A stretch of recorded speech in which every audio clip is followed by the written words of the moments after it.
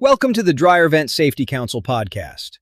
Glad you decided to give us a listen. We're taking a practical look at a critical subject, the anatomy of a dryer fire. Now picture this. A homeowner calls or messages a dryer vent cleaning company and says, "Welp," they say, "Hey, my dryer's taken 2 full cycles to dry a load of towels, and it kind of smells like something's burning." Most people brush that off as a simple nuisance or an aging appliance.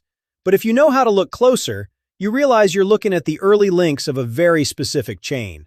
See, a clothes dryer fire almost never begins with one sudden dramatic event out of nowhere. There's a physical progression. Lint is produced. Some gets caught in the lint screen, but some travels downstream, and lint can accumulate inside the dryer chassis and exhaust system. Airflow becomes restricted. Operating temperatures change. Safety controls intervene. And under the right combination of conditions, combustible material can ignite. Today, we're dissecting that entire sequence step by step, not to portray every dirty vent as a fire waiting to happen, but to examine what laboratory testing, national statistics, and safety organizations tell us about how a dryer fire can develop, how it can spread, and where the sequence can be interrupted to prevent the, well, unthinkable. Let's begin with the numbers, because dryer fires aren't merely theoretical. In a 2023 safety release, the Consumer Product Safety Commission, the CPSC, estimated a yearly national average of approximately 6,400 clothes dryer fires. Those incidents cause about 180 injuries and nearly $105 million in property damage every single year. Now, other studies have produced different estimates because they use different data sets, reporting periods, and methodologies. For instance, National Fire Protection Association analysis from 2014 through 2018 estimated an annual average of 7 civilian deaths and 344 civilian injuries associated with home dryer fires.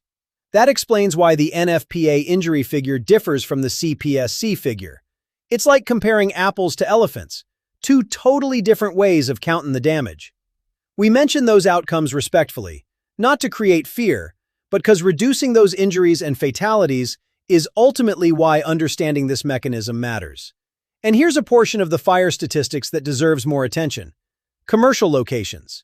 Historical U.S. Fire Administration data from 2008 through 2010 found that about 84% of clothes dryer fires occurred in residential buildings, which means roughly 16% occurred in non-residential buildings in that data set. Fire reporting systems classify the equipment involved separately from the property type, so commercial dryer fires can occur in places such as hair and nail salons, veterinary facilities, grooming businesses, and care facilities. Why does that commercial portion matter so much to us at the Dryer Vent Safety Council? Because commercial dryers can experience dramatically higher utilization than typical residential equipment.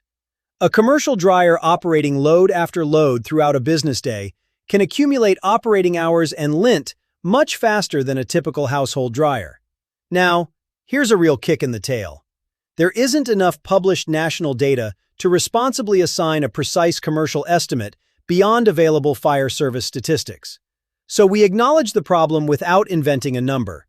But look, those published numbers likely don't report all the actual commercial dryer fire data out there. So where does the fire sequence actually start?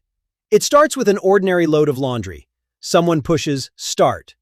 The dryer tumbles clothes, adds heat, and moves air through wet laundry to carry moisture outdoors.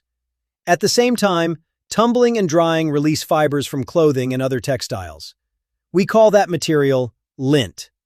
Now, the lint screen captures a substantial amount of it, but it does not capture everything. That fact is central to understanding the anatomy of a dryer fire. In laboratory research conducted by the CPSC, specifically examining electric clothes dryers, researchers found that lint can begin accumulating inside a dryer chassis even when the lint screen is cleaned after each load and the dryer is properly exhausted.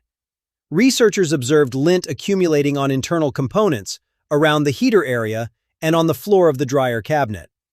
So cleaning the lint screen is essential, but it doesn't mean there's no lint elsewhere in the appliance or exhaust system.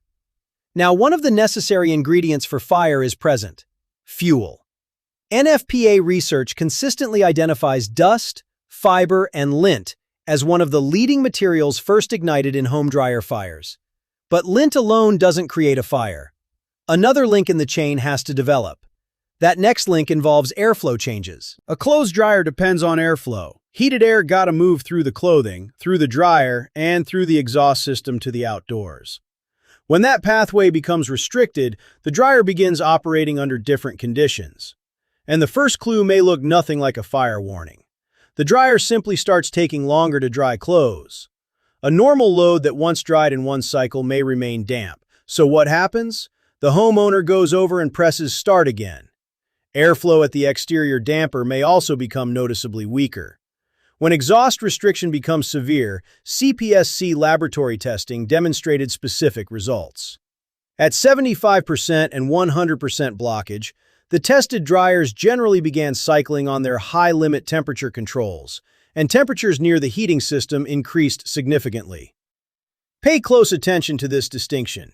A restricted dryer vent does not automatically cause a fire. Instead, restricted airflow changes the operating environment. Dryers are designed with temperature controls intended to regulate normal operation and provide protection under abnormal conditions. Those safeguards matter because they interrupt the simplistic storyline that a clogged vent equals an instant fire. Restriction can occur without ignition. Temperature controls can respond, and a dryer can operate poorly for a considerable period without catching fire. A fire becomes possible when additional abnormal conditions begin aligning. What happens when those conditions align? Consider what may exist inside the system: combustible lint, heat, oxygen moving through the dryer's airflow, and potentially an abnormal operating condition. CPSC laboratory testing demonstrated that lint accumulated around heating areas could ignite under combinations of severe exhaust restriction and abnormal temperature control conditions. Now, what happens when that lint ignites near the heating system? The dryer's normal airflow doesn't just stop. It follows the exact same path it uses during regular drying, pulling air past the heat source, right into the drum, and straight through the tumbling clothes before heading toward the lint screen and exhaust blower. CPSC laboratory testing demonstrated that burning lint or embers moving through that airstream can travel directly into the drum and ignite additional lint or fabric in the laundry load itself. That is a major turning point in the fire chain. Once the clothing ignites, the fire has just gained a substantially larger fuel source right inside the drum. From there, burning material and embers can continue moving downstream with the airflow toward the exhaust system. So the full progression expands: heating area, to burning lint or embers, into the drum and clothing, through the lint screen and blower, and out toward the dryer exhaust system. For technicians in the field, you may encounter black, scorched, or discolored lint on or near heating component housings. While field observations differ from controlled laboratory testing, CPSC research independently demonstrates that lint in these heating areas can reach elevated temperatures and ignite under certain abnormal conditions. This brings us to one of the most common safety-driven user inquiries. Why does my dryer smell like it's burning? Within the lint fire pathway, a persistent smell of scorched or burning lint deserves immediate attention. It's the kind of thing that ought to wrinkle your nose right away. It may be preceded by longer drying times, reduced airflow, or an unusually hot dryer cabinet. But a burning lint odor moves the situation beyond ordinary efficiency concerns. A dryer producing a burning smell shouldn't simply be run repeatedly to see whether the odor disappears. Stop using the appliance and have the cause evaluated before continued operation. You might say to yourself, "Hey, not my circus, not my monkey. I'm just trying to dry a load of jeans." But you do have a dog in this fight when safety's on the line. That doesn't mean every burning smell proves an active fire exists, but it means combustible lint and substantial heat coexist inside clothes dryers, and lab research shows lint can ignite under the right conditions. Now, what happens after ignition? The CPSC observed a fascinating transport mechanism during testing. Researchers found that lint drawn into the heating area could ignite, and burning lint or embers expelled from the heater exhaust could enter the moving airstream. Those embers could then ignite additional lint or fabric in the airstream, producing additional embers within the dryer system and potentially involving the exhaust vent downstream. So the fire doesn't necessarily remain at the location where the first lint ignites. The same airflow that normally performs the useful job of drying clothes can, well, under fire conditions, it can transport burning material farther through the system.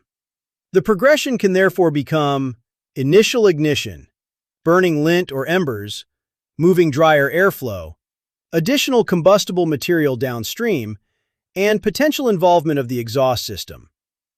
This CPSC testing demonstrates one clear mechanism by which ignition inside an appliance can propagate downstream and involve the ductwork.